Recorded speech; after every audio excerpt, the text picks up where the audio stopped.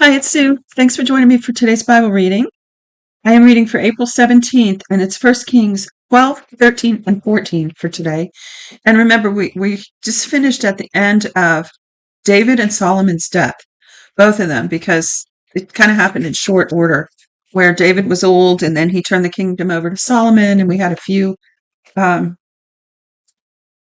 stories about Solomon and then his death. And so now we have the divided kingdom, and we're going to have Rehoboam, Solomon's son, who ends up ruling over Judah in the south, and Jeroboam ruling over Israel in the north with 10 tribes. Because of some things Solomon did, God took the kingdom away from Rehoboam and only left him with one. In one place it says one tribe and the other two. You'll see what I mean when we read. But it ends up being Judah and Benjamin only in the south with Rehoboam. So just to reiterate, you're going to end up with Jeroboam, king over Israel in the north with 10 tribes, 10 of the 12. And then you're going to have Rehoboam, Solomon's son, down in the south with 2 tribes, Judah and Benjamin. And Jerusalem is in Judah. So let's get reading here. Chapter 12, verse 1. Rehoboam went to Shechem, for all Israel had come to Shechem to make him king. Because he was Solomon's son, right? When Jeroboam, the son of Nebat, heard of it, for he was yet in Egypt, where he had fled from the presence of King Solomon, and Jeroboam lived in Egypt, and they sent and called him. Jeroboam and all the assembly of Israel came and spoke to Rehoboam, saying, Your father made our yoke difficult. Now therefore make the hard service of your father and his heavy yoke, which he put on us, lighter, and we will serve you. He said to them, Depart for 3 days, then come back to me. The people departed. King Rehoboam took counsel with the old men who had stood before Solomon his father while he yet lived, saying, What counsel do you give me to answer these people? They replied, If you will be a servant to this people today and will serve them and answer them with good words, then they will be your servants forever. But he abandoned the counsel of the old men which they had given him and took counsel with the young men who had grown up with him, who stood before him. He said to them, What counsel do you give that we may answer these people who have spoken to me, saying, Make the yoke that your father put on us lighter? The young men who had grown up with him said to him, Tell these people who spoke to you, saying, Your father made our yoke heavy, but make it lighter to us. Tell them, My little finger is thicker than my father's waist. Now my father burdened you with a heavy yoke, but I will add to your yoke. My father chastised you with whips, but I will chastise you with scorpions. So Jeroboam and all the people came to Rehoboam on the 3rd day, as the king asked, saying, Come to me again the 3rd day. The king answered the people roughly and abandoned the counsel of the old men which had given him, and spoke to them according to the counsel of the young men, saying, My father made your yoke heavy, but I will add to your yoke. My father chastised you with whips, but I will chastise you with scorpions. So the king didn't listen to the people, for it was a thing brought about from Yahweh, that he might establish his word, which Yahweh spoke by Ahijah the Silonite to Jeroboam the son of Nebat. When all Israel saw that the king didn't listen to them, the people answered the king, saying, What portion have we in David? We don't have an inheritance with the son of Jesse. To your tents, Israel. Now see to your own house, David. So Israel departed to their tents and lived in the cities. Israel departed to their tents. But as for the children of Israel who lived in the cities of Judah, Rehoboam reigned over them. Then King Rehoboam sent Adoram, who was over the men subject to forced labor, and all Israel stoned him to death with stones. King Rehoboam hurried to get himself up to his chariot to flee Jerusalem. So Israel rebelled against David's house to this day. When all Israel heard that Jeroboam had returned, they sent and called him to the congregation and made him king over all Israel. There was no one who followed David's house except for the tribe of Judah only. When Rehoboam had come to Jerusalem, he assembled all the house of Judah and the tribe of Benjamin, 180,000 chosen men who were warriors to fight against the house of Israel to bring the kingdom again to Rehoboam son of Solomon. But the word of God came to Shemaiah, the man of God, saying, Speak to Rehoboam the son of Solomon, king of Judah, and to all the house of Judah and Benjamin, and to the rest of the people, saying, Yahweh says, You shall not go up or fight against your brothers, the children of Israel. Every one return to his house, for this thing is from me. So they listened to Yahweh's word and returned and went their way according to Yahweh's word. Then Jeroboam built Shechem in the hill country of Ephraim, and lived in it. And he went out from there and built Penuel. Jeroboam said in his heart, now the kingdom will return to David's house. If this people goes up to offer sacrifices in Yahweh's house at Jerusalem, then the heart of the people will turn again to their Lord, even to Rehoboam, king of Judah, and they will kill me and return to Rehoboam, king of Judah. So the king took counsel and made 2 calves of gold, and he said to them, it is too much for you to go up to Jerusalem. Look and behold your gods, Israel, which brought you up out of the land of Egypt. He set the one in Bethel and the other in Dan. This thing became a sin, for the people went even as far as Dan to worship before the one there. He made houses of high places and made the priests from among the people who were not of the sons of Levi. So basically he's creating his own religion here, his own gods, his own religion, completely outside of what God had commanded. And so where did I leave off?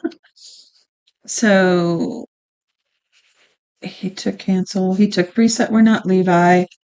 He ordained a feast in the 8th month on the 15th day of the month, like the feast that is in Judah, and he went up to the altar.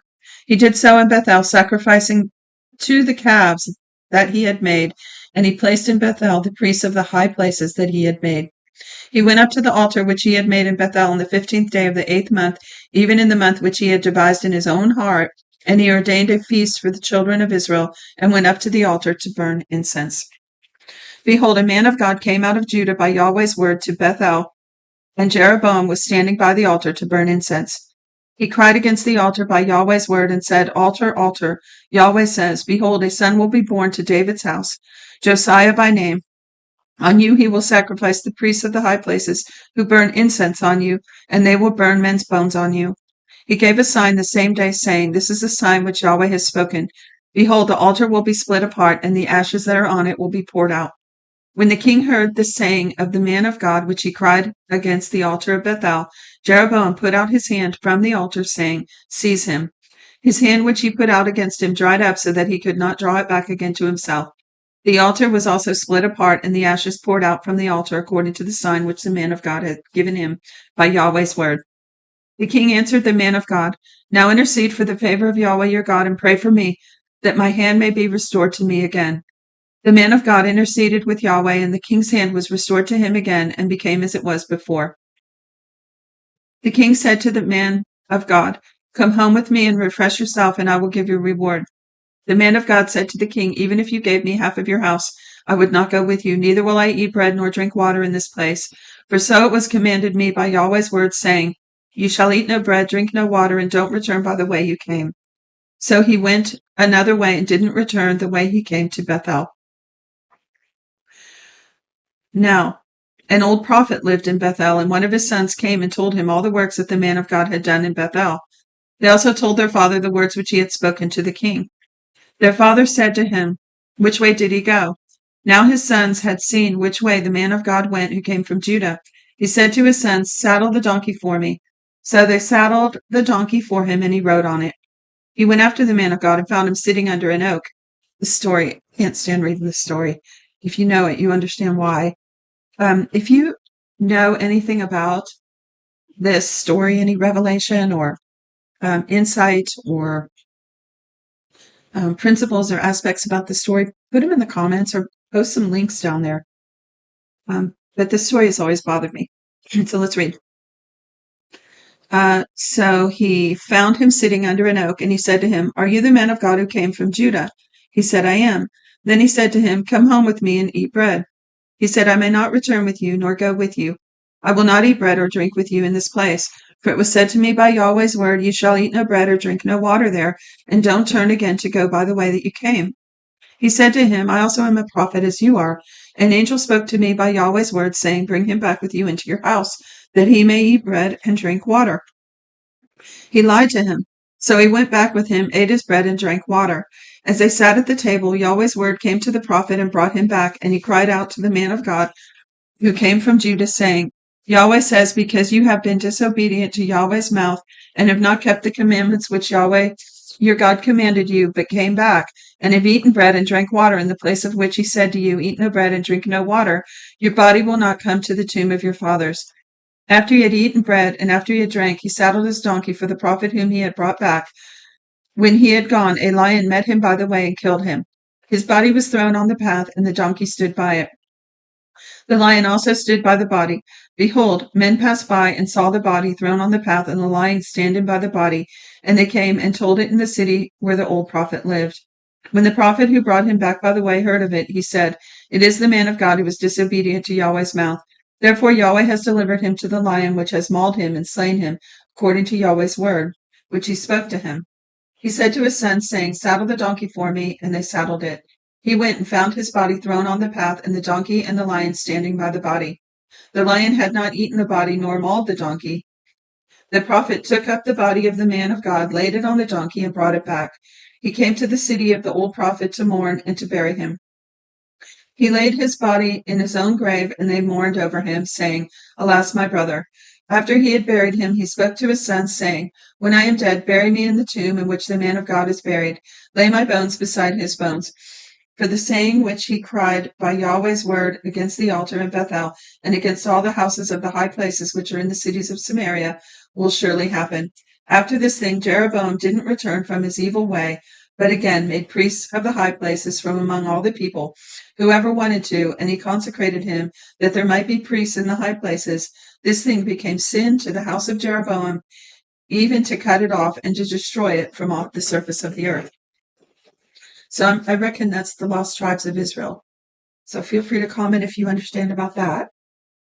I believe that happened after the Assyrians invaded Israel later on, which we'll see as we read through. Or you can go back and get my videos where we've already read through this a couple times, both in the One Year Bible and the videos on the Holman Christian Standard Bible. Chapter 14, last chapter. At that time, Abijah the son of Jeroboam became sick. Jeroboam said to his wife, "Please get up and disguise yourself so that you won't be recognized as Jeroboam's wife. Go to Shiloh. Behold, Ahijah the prophet is there, who said that I would be king over his people. Take with you 10 loaves of bread, some cakes, and a jar of honey, and go to him. He will tell you what will become of the child." Jeroboam's wife did so, and arose, and went to Shiloh, and came to Ahijah's house. Now Ahijah could not see, for his eyes were set by reason of age. Yahweh said to Ahijah, "Behold, Jeroboam's wife is coming to inquire of you concerning her son, for he is sick. Tell her such and such, for it will be when she comes in that she will pretend to be another woman." So when Ahijah heard the sound of her feet as she came in at the door, he said, "Come in, Jeroboam's wife. Why do you pretend to be another? For I am sent to you with heavy news. Go tell Jeroboam, Yahweh, the God of Israel, says, because I exalted you from among the people and made you prince over my people Israel, and tore the kingdom away from David's house and gave it to you, and yet you have not been as my servant David, who kept my commandments and who followed with all his heart to do that which was right in my eyes, but have done evil above all who were before you, and have gone and made for yourself other gods, molten images, to provoke me to anger, and have cast me behind your back. Therefore, behold, I will bring evil on the house of Jeroboam, and will cut off from Jeroboam everyone who urinates on a wall, he who is shut up and he who is left at large in Israel, and will utterly sweep away the house of Jeroboam as a man sweeps away dung, until it is all gone. The dogs will eat all who belongs to Jeroboam who dies in the city, and the birds of the sky will eat he who dies in the field. For Yahweh has spoken it. Arise therefore and go to your house. When your feet enter into the city, the child will die. All Israel will mourn for him and bury him, for he only of Jeroboam will come to the grave, because in him there was found some good thing toward Yahweh, the God of Israel, in the house of Jeroboam. Moreover, Yahweh will raise up a king for himself over Israel, who will cut off the house of Jeroboam. This is the day. What? Even now. For Yahweh will strike Israel as a reed is shaken in the water, and he will root up Israel out of this good land which he gave to their fathers, and will scatter them beyond the river, because they have made their Asherah poles, provoking Yahweh to anger. He will give Israel up because of the sins of Jeroboam, which he had sinned, and with which he has made Israel to sin. This is so important. It's showing how much influence and responsibility a leader has for the people, and how really just subject the people are to their leaders. I know it sounds kind of obvious, but here's the principle in the word, because it said he would give Israel up because of the sins of Jeroboam, which he has sinned, and with which he has made Israel to sin, the people. Jeroboam's wife arose and departed and came to Tirzah. As she came to the threshold of the house, the child died. All Israel buried him and mourned for him according to Yahweh's word, which he spoke to his servant Ahijah, the prophet. The rest of the acts of Jeroboam, how he fought and how he reigned, behold, they are written in the book of the Chronicles of the Kings of Israel. The days which Jeroboam reigned were 22 years. Then he slept with his fathers, and Nadab his son reigned in his place. Rehoboam the son of Solomon reigned in Judah. Rehoboam was 41 years old when he began to reign, and reigned 17 years in Jerusalem, the city which Yahweh had chosen out of all the tribes of Israel to put his name there. His mother's name was Naamah the Ammonitess. Judah did that which was evil in Yahweh's sight, and they provoked him to jealousy with their sins, which they committed above all that their fathers had done. For they also built for themselves high places, sacred pillars, and Asherah poles on every high hill and under every green tree. I wonder if I always think of those hills as just being hills, but I bet these were hills that they built, like mounds. There were also Sodomites in the land. They did according to the abominations of the nations which Yahweh drove out before the children of Israel. In the 5th year of King Rehoboam, Shishak, king of Egypt, came up against Jerusalem, and he took away the treasures of Yahweh's house and the treasures of the king's house. He even took away all of it, including the gold shields which Solomon had made. King Rehoboam made shields of brass in their place and committed them to the hands of the captains of the guard who kept the door of the king's house.